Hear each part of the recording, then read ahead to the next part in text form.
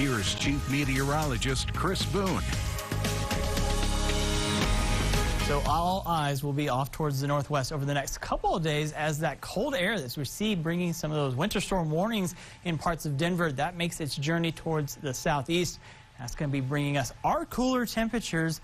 I know a lot of people looking forward to that. We did see some convection try to start up earlier today out towards Paint Rock and Ballinger. But again, we've just been relatively too dry to really support any type of thunderstorm development. So as we go through the next couple of days, we'll see a little bit more moisture increase across our area, and that's really going to increase our rain chances going in towards next week. Temperatures right now in downtown San Angelo at 89 degrees, so still on the warmer side. Those winds have died down, still pretty light out of the southeast at 8 miles per hour. Again, we've seen those calmer winds across the area for us today. We broke a record high 105 degrees. Again, back in 2020, we actually tied the record that was set in 1927. And again, now we have the record outright as we have actually broken it. So again, now it stays for 2022.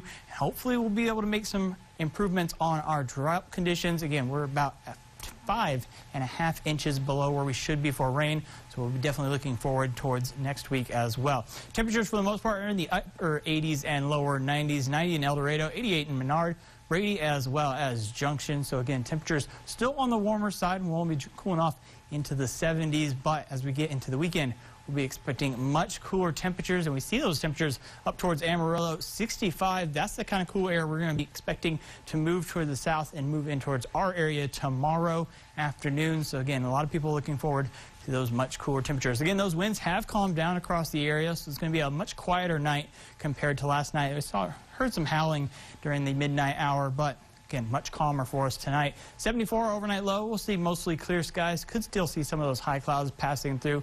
Did make for a pretty nice sunset if you were out there closer towards sunset. Saw some of those high clouds giving that extra color to the sky. Again, temperatures going to vary depending on where you are when that cold front arrives.